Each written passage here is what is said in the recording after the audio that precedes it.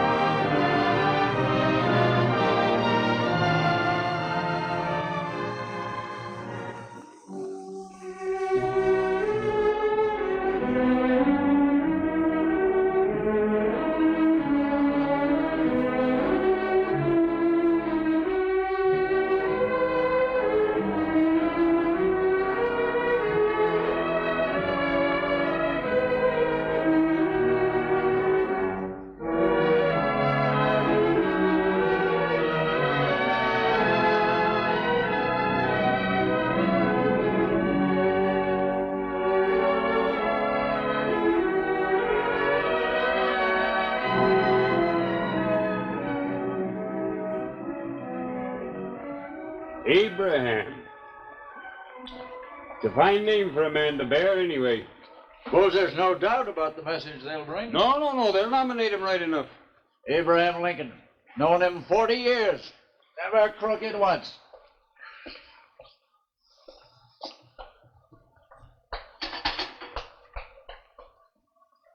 Mrs. Lincoln has just come in. She says she'll be here directly. Well, Susan, how would you like your master to be President of the United States? I dare say he'd do it very nicely, sir. Can't leave Springfield and go to Washington. Well, I dare say we'd take to Washington very well, sir. I dare say, too, Mrs. Lincoln is rather particular about the tobacco smoke. Oh, yes, quite so, Susan. Mr. Lincoln doesn't smoke, you know. And Mrs. Lincoln is especially particular about this room. To be sure, Susan. Glad you reminded us. Though some people might not hold with a gentleman not doing as he's a mind to in his own house, as you might say. Mr. Stone? Evening, ma'am. Good evening, Mr. Company. Won't you sit down? Thank you, ma'am. Well, ma'am, this is a big evening for you. It is. Surely Mr. Lincoln hasn't been smoking in here? Oh, shall I open the window, ma'am? It gets a bit close in the evening. Mr. Stone, we do not smoke in the parlor. By no means, ma'am. I should be obliged to you. Yes, ma'am. What time do you expect the deputation, ma'am? At 7 o'clock. They've decided what he'll say to the invitation? Mr. Lincoln will accept. You, ma'am, have advised him that way, I trust? Well, you said this was a great evening for me, and it is. And I'll say more than I mostly do, because it is. I'm likely to go down into history now with a great man, for I know better than any how great he is. I know that people say that I've a plain face and a sharp tongue, and that I've a mind that doesn't always go in his easy, high way, and that's what history will see, and it will laugh a little and say, poor Abraham Lincoln. Well, that's all right, but it's not all. I've always known when he should go forward and when he should hold back. I've watched and I've watched. And what I've learned, America will profit by. And there are lots of women like me. Lots of them. Only I'm luckier than most. My work's going further than most. It's going further than Illinois. It's going further than any of us knows. I made things easy for him and gave him time to think when we were poor. And now his thinking has brought him to this. They're coming to ask him to be president. And I've told him to go. If you please, ma'am, I'd like to apologize for smoking in here. Why, that's no matter, Samuel. So only don't do it again. No, ma'am. You know, ma'am, I can hardly believe it. When I think of the times I've sat in this room of an evening, seen your husband come in with his battered hat next to falling off the back of his head and stuffed with legal papers that won't fit in his pocket, I just can't hardly believe he's going up there into the eyes of the world. So I'm sorry, ma'am. I've tried for years to get him to buy a new hat. Well, I've got a very good selection in the store, just in from New York. Maybe Abe would let me give him one for his departure. He might, but he'll wear the old one. You'll have bigger things than that to think about now. Slavery in the South. Ah, yes. As John Brown said when they took him out to hang him, you may dispose of me very easily. I'm nearly disposed of now. But this Negro question is still to be settled. The end of that is not yet. John Brown, did you say? Aye, John Brown. But that's not the way it's to be done. You can't do the right thing the wrong way. That's as bad as the wrong thing if you're going to keep the state together. Hello, Mary. Samuel? Evening, Abe. Timothy? Evening, Abe. We've come to wish you well in the good words you've got to speak this evening. Makes a humble man feel sort of afraid, Abe, to think that his friend's going to be one of the great ones of the earth. With his yes and no, the law for these many, many thousands of folk. Makes a man humble to be chosen, so Samuel. So humble that no man but would say no to such a bidding if he dare. Be present to this people with trouble gathering everywhere in men's hearts. That's a searching, lonely thing. Bitterness, scorn, wrestling often with men I shall despise, and perhaps nothing truly done in the end. But I must go. Yeah, thank you, Samuel.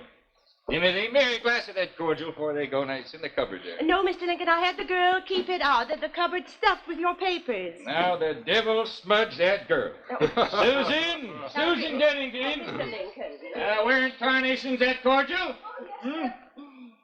Poor hospitality for such whiskey-drinking rascals as yourself, but the thought's good. Well, don't mention it, Very Abe. sorry, Mr. Lincoln, Eh. but I was told... All right. Now, Susan, get along with you. Thank you, Mr. Lincoln. There you are. Well, Timothy, Thank you. Samuel. We wish you well, Abe. Our compliments, ma'am. Thank you, gentlemen. God bless America. Samuel, I give you the United States and Abraham Lincoln. Samuel, Timothy, I drink to the hope of honest friends. To friendship, Mary, I'll need that always, for I have a queer, anxious heart. And God bless America.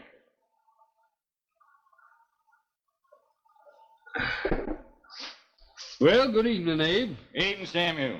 Night, Timothy. Abe. Good evening, ma'am. Good evening, Mr. Stone. Good night, ma'am. Mr. Cuffney. Thank you for coming. You'd better see the deputation in here. That's good. 5 minutes to 7. Yes. Mary, are you sure about this? Why, of course. Aren't you? Why, who's to shape it all if you don't? There's nobody. I know it. Then go.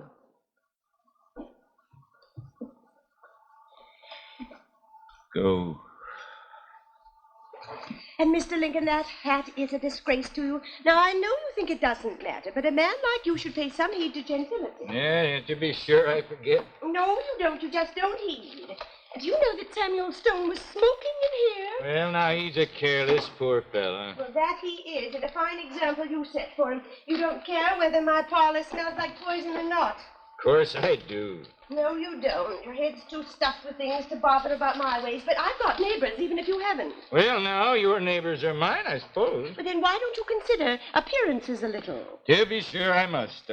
Will you get a new hat? Yes, I must see about that. When? Well, in a few days before long. Mr. Lincoln, I've a better temper than anyone will ever guess.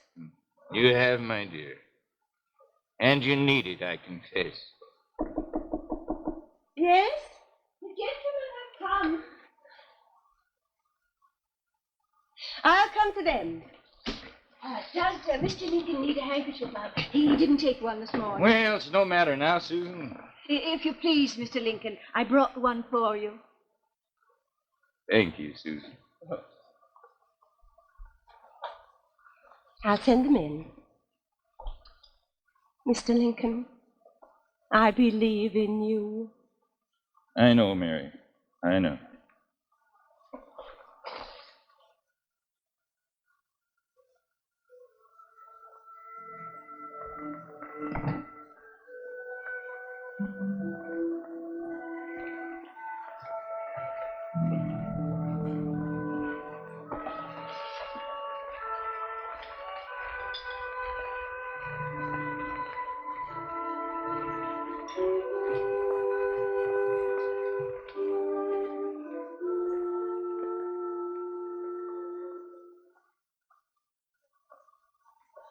Well, Mr. Lincoln, as you know, we've been sent from Chicago by the Republican Convention to inquire whether you'll accept their invitation to become the Republican candidate for the office of President of the United States.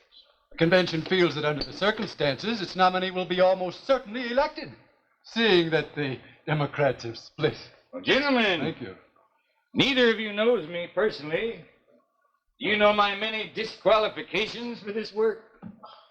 There are a number of, shall I say, graces that I lack. Washington does not altogether neglect these. Well, it's only fair to say that they've been discussed freely at the convention, sir. Seward and Hook have both had great experience. Hook had no strong support. Seward, well, there are some doubts about his discretion. And don't be under any misunderstanding, I beg. I aim at moderation so far as it is honest, but I'm a very stubborn man, gentlemen.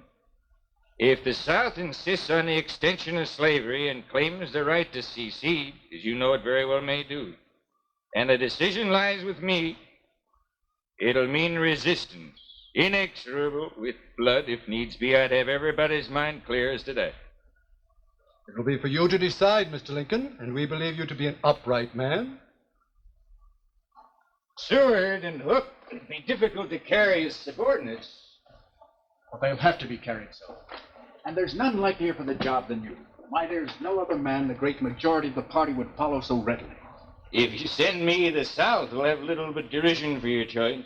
We believe that you'll last out their laughter. I can take any man's ridicule. I'm trained to it by a somewhat odd figure, please God to give me. But this slavery business be long, deep, and bitter. I know it. If you do me this honor, gentlemen, you must not look to me for any compromise in this matter.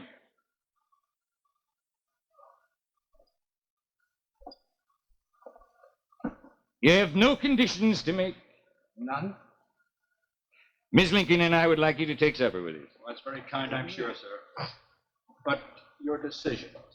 I wouldn't want you to think it graceless of me to be slow in my decision, but once made, it's for the deep good or the deep ill of all his country. In the face of that, a man might well ask himself 20 times, when he's 20 times sure. You make no conditions, neither of you. None. The invitation stands as I put it when we came. And I'd like to add that we are now, after having spoken to you, more proud than ever to bear it. Thank you. And I accept. Thank you. Thank you, gentlemen. Thank you. Susan Dennington. Yes? I just show these gentlemen to Mrs. Lincoln in the sitting room. I'll follow at once. Gentlemen.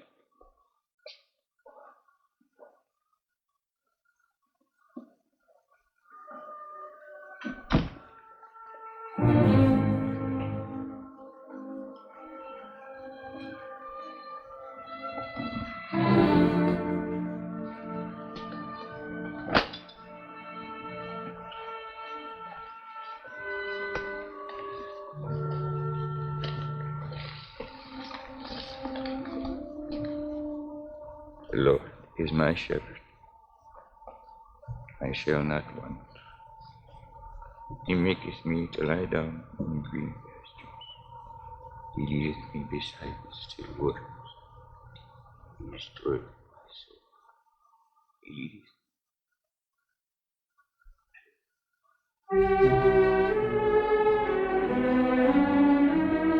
We return now to Westinghouse Studio 1 and Abraham Lincoln.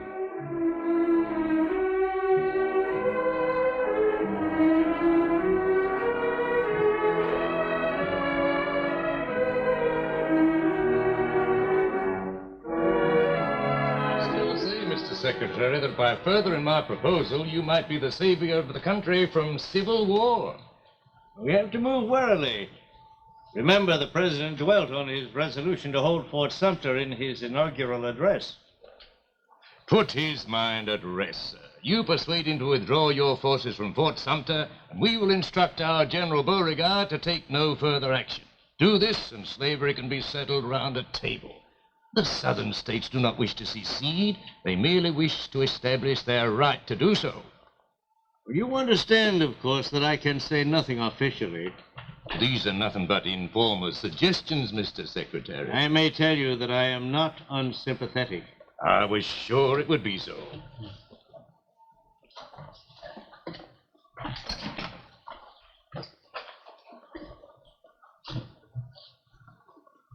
Good morning, Mr. Seward. Mr. Jennings, how do you do, sir? Good morning, Mr. President.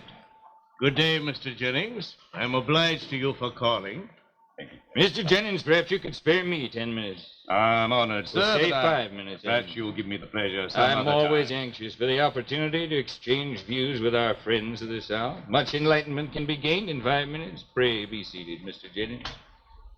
If Mr. Seward will allow us. Good. Shall I leave you? Leave us, but why? I may need your support, Mr. Secretary, in case we should not wholly agree. Please have a seat, sir. You have messages for us? Well, I can't say that I have. No messages at all. He is anxious to sound any moderating influences. I trust he brings moderating influences with him. You'll find me a ready listener, Mr. Jennings. Shall I tell the President what I came to say? Mr. Jennings, in a common anxiety for peace, is merely seeking the best channel through which suggestions could be made. To whom? To the government. Well, the head of the government's here. But I thought it hard to work. Come, sir, please. What is it? It's this matter of Fort Sumter, Mr. President. If you withdraw your garrison, it will not be looked upon as a weakness in you. It'll be looked upon as a concession to a natural privilege. The South at heart does not want secession. It merely wants to establish the right to decide for itself. The South wants the stamp of national approval on slavery. It can't have it. Mr. President, if I may say so, I don't think you quite understand. Does Mr. Seward understand? I believe so. You're wrong, sir. He doesn't understand because you didn't mean him to. But I'll put your case for you, and I'll put it naked. By threatening secession, you hope to cram slavery down our gullets. But you weren't prepared for resistance. You don't want resistance. You hope if you can tide over the first crisis and make us give way, opinion will prevent us from opposing you with force again, and you'll get your way about this slavery business by threats. In your opinion, then, you believe you can force freedom as much as you like, but we have to beware how we force slavery. It couldn't be put better, Mr. Jennings. That's what the Union is. It's a union for common right. That's its foundation. Now, let's be clear about this issue. If there is a war, it won't be over the slave question. If the South is loyal to the Union, it can fight slave legislation by constitutional means and win its way if it can. We won't break up the Union, and you shan't. In your hands, not mine, is the momentous issue of civil war. Tell them that. Will you tell them that? You are determined? I beg you to tell them. Implore them to order General Beauregard to withdraw his forces. You can telegraph it now from here. Will you do that? If you wish it. Earnestly. Mr. Seward, would you place a clerk at his disposal? Ask for an answer. Give Mr. Jennings a private wire and place yourself at his disposal. Yes, sir. This way, sir.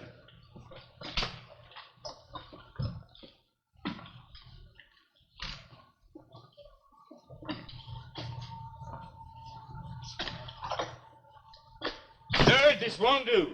Now, what is it? Why didn't Jennings come to see me? He thought my word might bear more weight with you than his. Your word for what? Discretion about Fort Sumter. Discretion? It's devastating, this thought of war. Do you think you're more sensible to that than I am?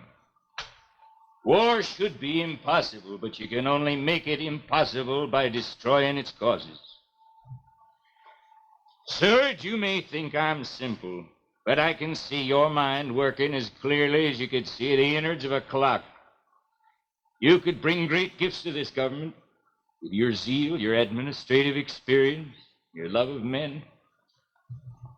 Don't spoil it by thinking I've got a dull brain. I beg your pardon.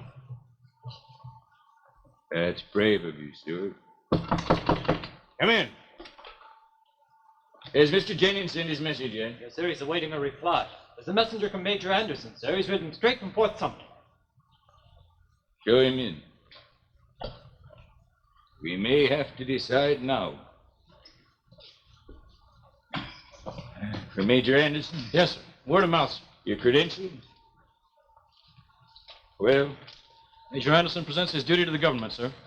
He says he can hold Fort Sumter 3 more days without provisions and reinforcements.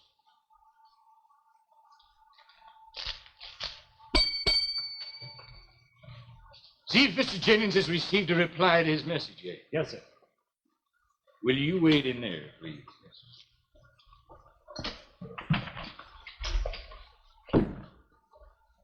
3 days.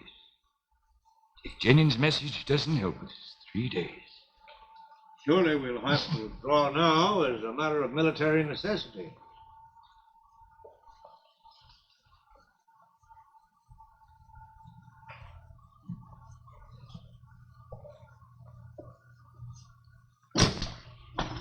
Why doesn't Jennings come?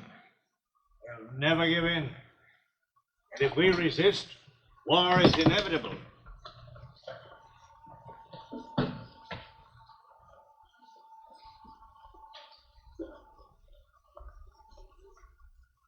I tremble at the thought of war. But we have a sacred trust in our hands in its threat. We are not aggressive. But if Jennings receives a negative reply to his message, it means persuasion has failed, and I shall deem it our duty to resist. Come in. Jennings has returned. Show him in. Mr. Jennings.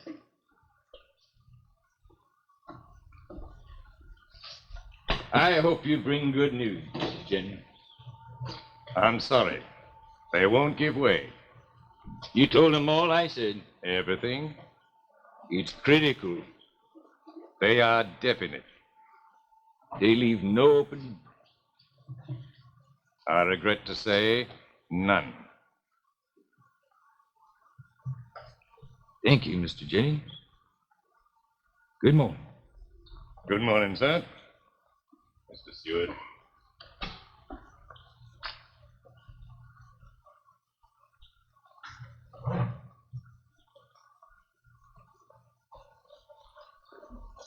Will you come in, please?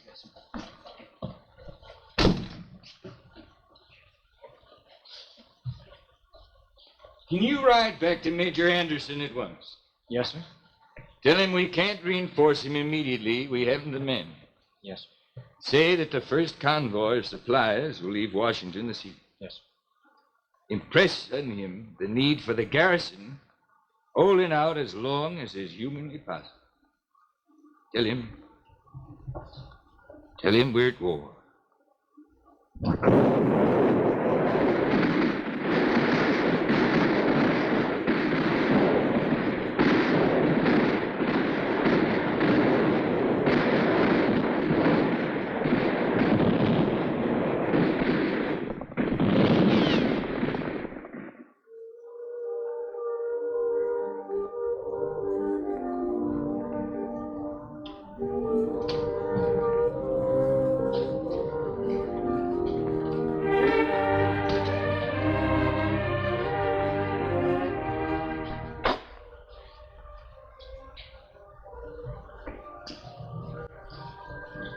You rang, ma'am.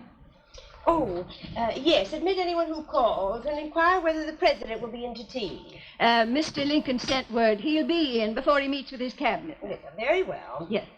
Oh, and Susan, you still say Mr. Lincoln. Now you should say the president. Yes, ma'am. But you see, Mum, it's very difficult after calling him Mr. Lincoln for 15 years. You must try to remember everyone calls him the president now. Oh, no, Mum. A good many people call him Father Abraham now. And just this morning in the stores, Mr. Muller said, "Well, Susan, how's old Abe this morning?" Now, I hope you don't encourage things like that. Oh, no, Mrs. Lincoln, no. I always refer to him as Mr. Lincoln. But you should say the president. Oh, dear, I'm afraid I'll never learn. Well, now, you must try to remember. Yes. And of send course. anyone up. Yes. There's a lady waiting now. Oh, well, why didn't you say so? Well, I was going to, Ma'am, but you started to talk about Mr. Lincoln, the president. Yes, all right, then show her up. Yes.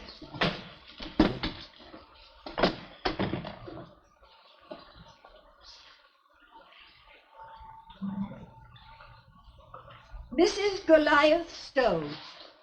Good afternoon, Mrs. Lincoln. Good afternoon, Mrs. Stowe. Won't you sit down? Thank you. Lovely weather, isn't it? It is lovely.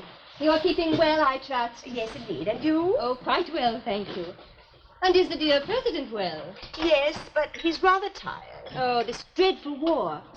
I was saying only yesterday to Goliath, the president will never give way until he has the South squealing. The tea, Mrs. Lincoln. Ah, yes. And Mrs. Otherly is waiting. Oh, well, show Mrs. Evelyn. Oh, that dreadful woman. I believe she wants the war to stop. Mrs. Otherly. Good afternoon, Mrs. Evelyn. Good afternoon, Mrs. Lincoln. You know Mrs. Goliath Stowe? Yes. Good afternoon. As I was saying, Goliath says the war will go on for another 3 years at least. 3 years? That would be terrible, wouldn't it? Well, we must all be prepared to make sacrifices. Yes. Goliath and I have had to do without so many things. But we must all deny ourselves something. Mary? Ah. Good afternoon, Good dear afternoon, Mr. ma'am. President. Good afternoon, Good Mr. afternoon, President. ma'am.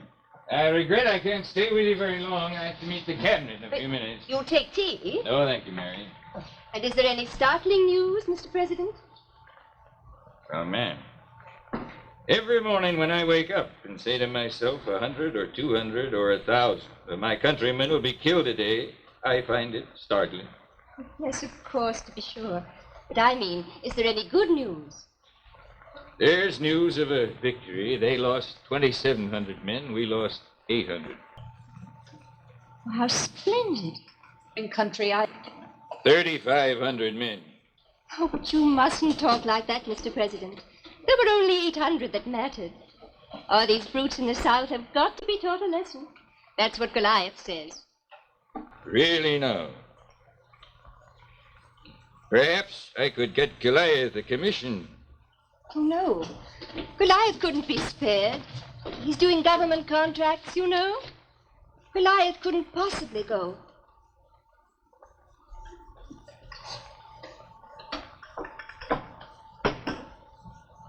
Mr. President, may I ask you a question? Certainly, ma'am. Isn't it possible for you to stop this war in the name of a suffering country? I ask you that. Well, I'm sure such an idea would never have entered my head. It's a perfectly right question. Ma'am, I have but one thought always. How can this thing be ended? But we have to preserve the integrity of the Union. It was a right cause 2 years ago. It's unchanged. I believe that war is wrong under any circumstances, for any cause. Well, I'm afraid the President would have but little encouragement if he listened often to this kind of talk. I beg you not to harass yourself, ma'am. Ma'am, I too believe war to be wrong. It's the weakness, jealousy, and folly of men that make such a wrong thing possible. And it's for us who hate war to persuade men always and earnestly against it, and hope that little by little they'll hear us. I believe the world will come to wisdom slowly. In the meantime, ma'am, there is aggression. Some of us have an instinct to resist aggression. Now, you may call that a wrong instinct. I don't know. I don't think it is a wrong instinct. I quite agree with you, Mr. President. And I hope Mrs. Otherly is satisfied. We could all complain, but we must all deny ourselves something, as I was saying to Mrs. Lincoln. Thank you, Mr. President, for what you've said. I must try to think about it. But I've always believed war to be wrong. I didn't want my boy to go because I believed it to be wrong. But he would. That came to me last week. There are times, ma'am, when no man may speak. I grieve for you. You don't mind my saying what I did? We're all poor creatures, ma'am. Think kindly of me.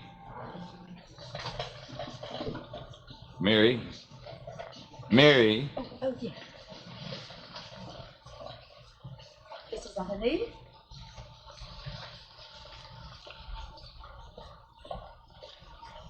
Of course it's very sad for her, poor woman. But then she makes her troubles worse by these perverted views, doesn't she? Well, I must be going. I'll see Mrs. Lincoln as I go out.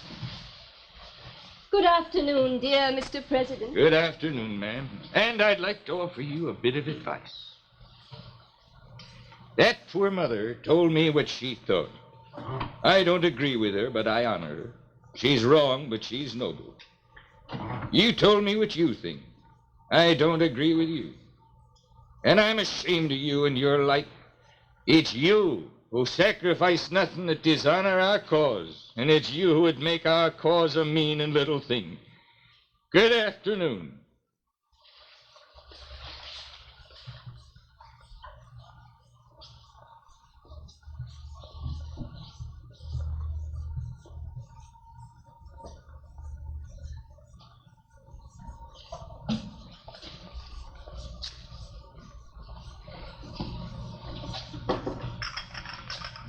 Susan, if that woman comes here again, she may meet with an accident.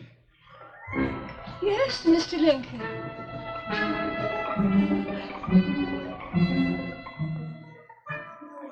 That isn't at all what we were led to expect.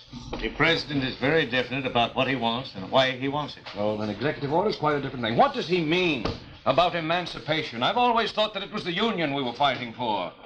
Abolition was to be kept in our minds for legislation at the proper moment. Now he talks as though emancipation were his only concern. If I could save the Union without freeing any slaves, I would do it. If I could save it by freeing all the slaves, I would do it. If I could save it by freeing some and leaving others alone, I would also do that. My paramount objective in this struggle is to save the Union.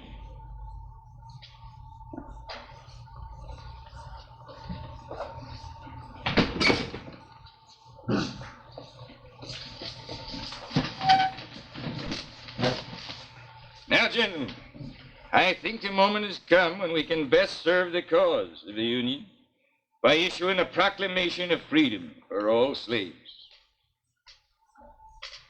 May I ask, sir, how we are helping the cause of the Union by freeing the slave now at this particular moment? Because, as you all know, I received word this morning that McClellan defeated Lee at Antietam. If this report is true, it's our greatest success. In any event, I believe that finally, at long last, the tide is turning. As long as we were losing the war, this proclamation would have meant nothing. But now, with victory finally assured to us in the end, such a proclamation will show to the world that in giving freedom to the slaves, we assure freedom to the free. All persons shall be thenceforward and forever free.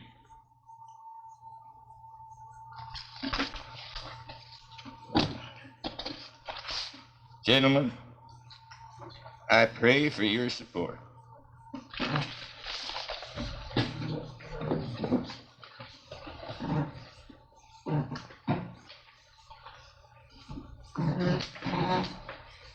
In my opinion, sir, this is altogether too impetuous. Hook, Yes, Mr. President? you think you should be in my place. You're well informed. Isn't it true? You take me unprepared. You have me at a disadvantage. You speak as a scrupulous man, Hook. Do you question my honor? As you will. Then I resign. As a protest against... Your suspicion. Is it false? Very well, I'll be frank. I mistrust your judgment. In what? Generally. You overemphasize abolition, and you have, in my opinion, failed in the necessary firmness in stating what will be the individual penalties for rebellion. These Southerners must be punished. This is a war, Hook. I will not allow it to become a blood feud. We are fighting treason. It must be met with severity. We will defeat treason, and I will meet it with conciliation. That's a policy of weakness. In my humble opinion, I believe it to be a policy of faith and compassion. Hook, why do you plague me with these jealousies? Once before I found a member of my cabinet plotting against me, but he was disinterested and he made amends nobly. I've watched you plotting and plotting for authority. Now you think I'm going to flatter you and ask you to stay. I won't do it. I'll accept your resignation. I'm content. Will you shake hands? I beg you to excuse me.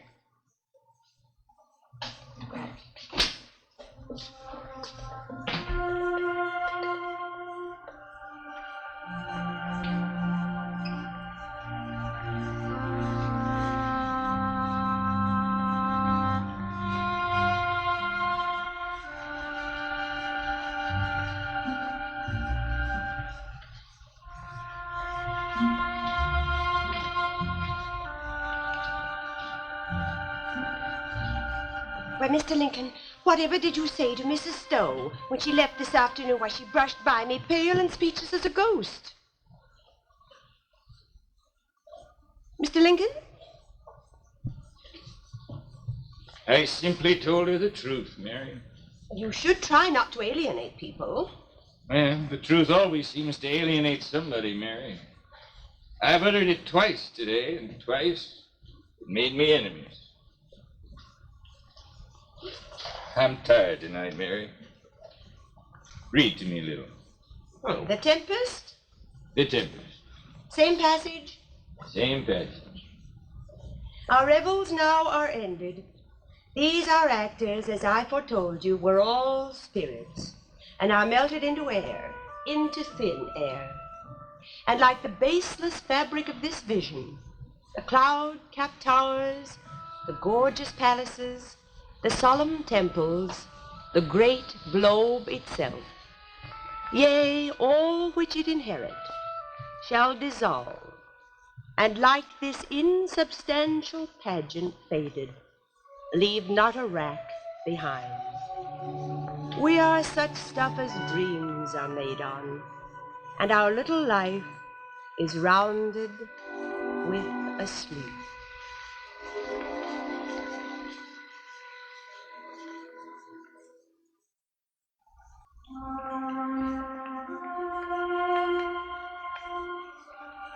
We return now to Westinghouse Studio 1 and Abraham Lincoln.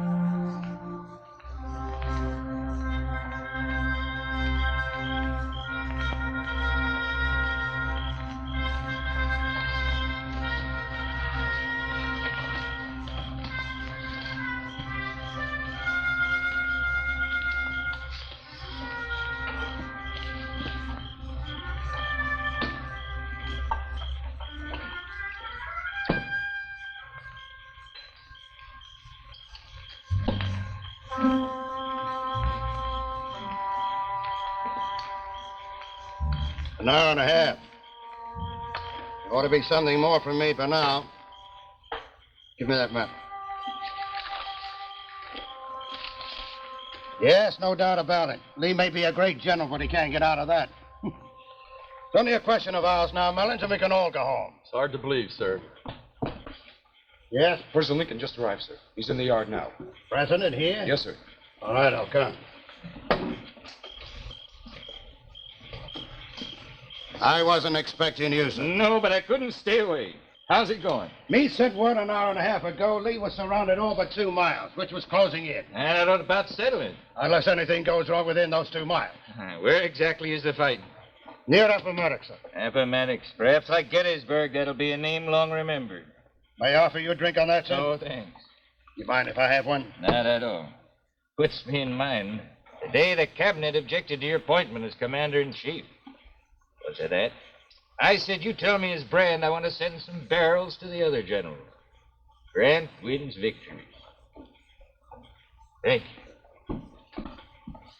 Yes? An officer with the dispatch, sir. Bring him in. Yes, sir. General Meade, sir. Thank you. Aren't you the same man that brought me the news of Fort Sumter, sir? Yes, sir. Thank you for remembering, sir. It's not difficult to remember our darkest hours. I trust you bring better news this time. He does. Meade says they've closed the ring. He gives them 10 hours at the most. 10 hours to peace. Any reply, sir? Yes. Tell him to do it in 9. Yes, sir. May I shake your hand and offer my thanks? Thank you, sir. Is there any proclamation to be made, sir, about the rebels? No, I'll have no shooting or hanging any of these men, even the worst of them. There's been enough killing in this country to last forever. Yes, sir. Will you look through this list? I hope it's the last we'll have. What is it? The list of court-martials. 1 shooting. More killing, more of this useless bloodletting, Grant. Can't you do without it? No, of course not. Who is it? Scott. What did he do? Silence.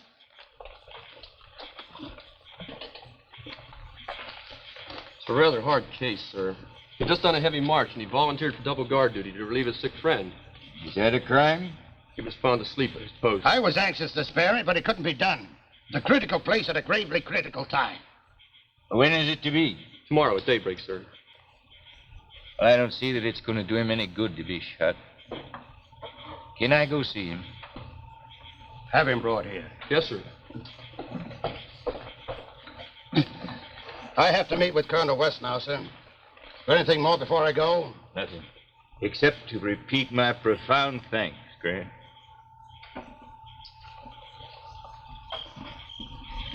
Lee will probably sue for peace tomorrow, sir. Will you see him? No. That's your affair, Grant.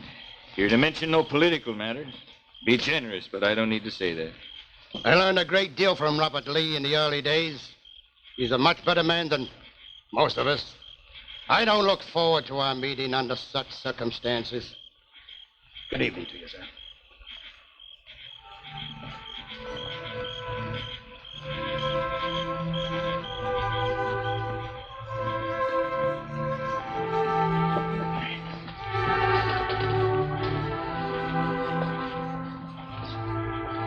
Thank you. Wait outside, will you?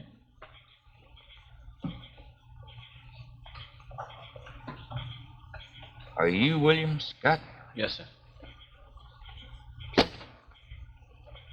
The general tells me you've been court-martialed. Yes, sir. Sleep on guard. Yes, sir. That's a very serious offense. I know, sir. What was it? Couldn't keep awake, sir. You'd had a long march. 23 miles, sir. You were doing double guard? Yes, sir. Who ordered you? I offered, sir. Why? Enoch White, he was sick, and we both come from the same place, sir. Where's that? Vermont, sir. You live there? Yes, sir. We got a place up there, sir, a big farm. Who has? Mother, sir.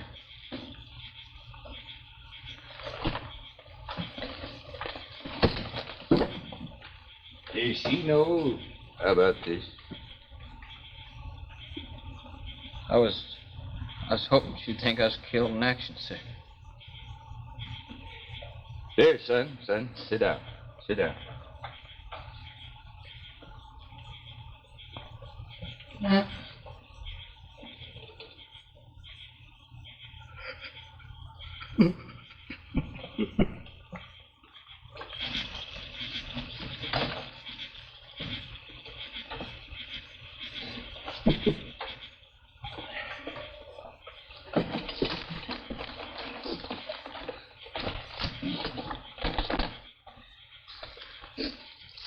I'm going to send you back to your regiment. You can go back tomorrow morning. I expect the fighting will be over, though. No, you better go back tonight.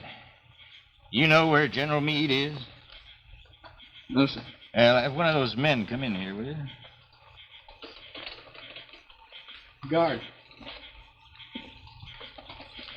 Your prisoner is discharged. Take him at once to General Meade with this. Yes, sir.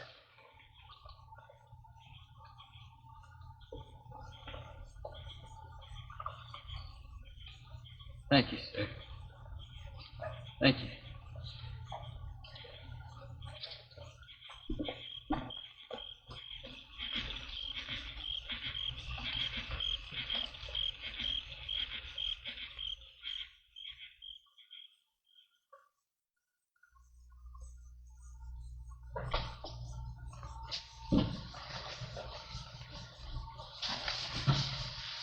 Susan, is the president ready?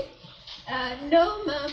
Oh, did you remind him that we were going to the theater tonight? Oh, yes, I told him that they raised the curtain at 8:30. Now, what did he say? Oh, he smiled and he said, Susan, my girl, the only advantage of being president in these troublous times is that they don't start the show until you arrive. That's what he said. Oh, well, what's this, Susan? It's a letter from Mr. Lincoln. Oh, you mean the president? Yes, that's what I said. His secretary just brought it. Oh, did he say it was important? No, he didn't say. Oh, yes. He said that Mr. Lincoln would want to see it.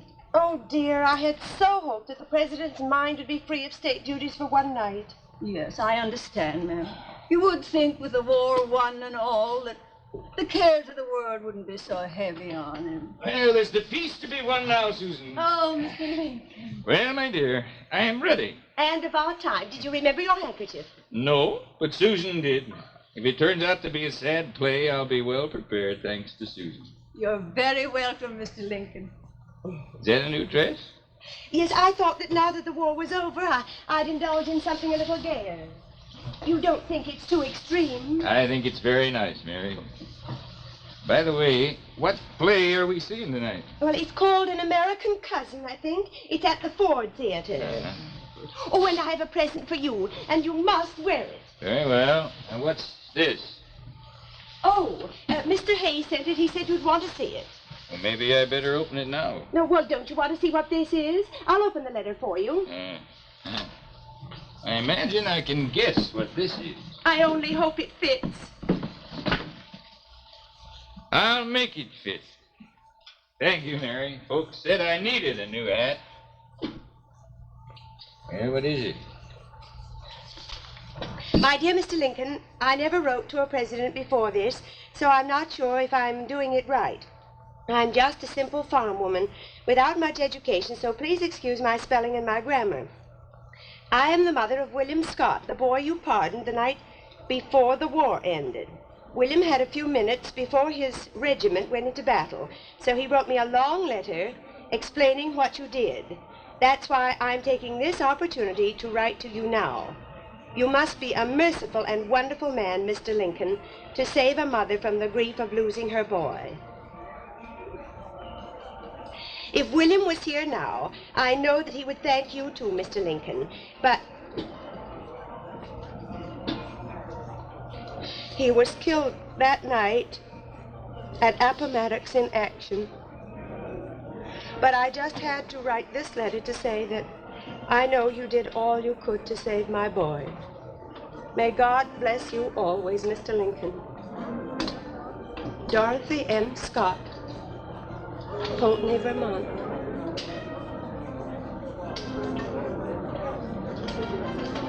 I know you did everything you could, Mr. Lincoln. Mr. President, they're calling for you.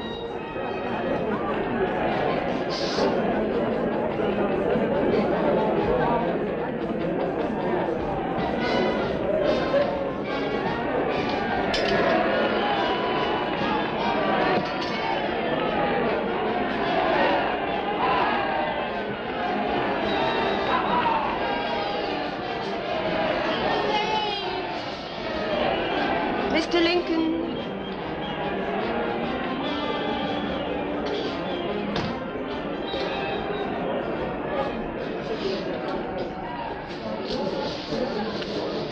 Come, Mr. President.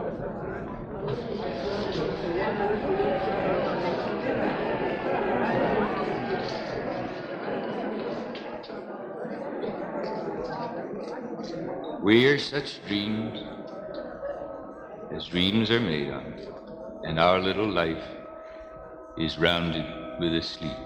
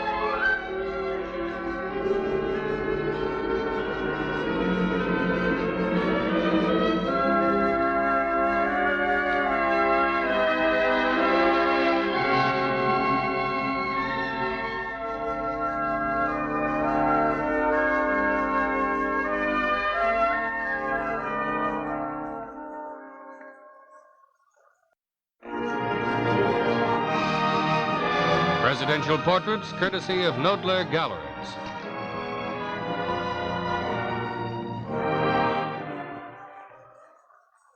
This is the CBS television network.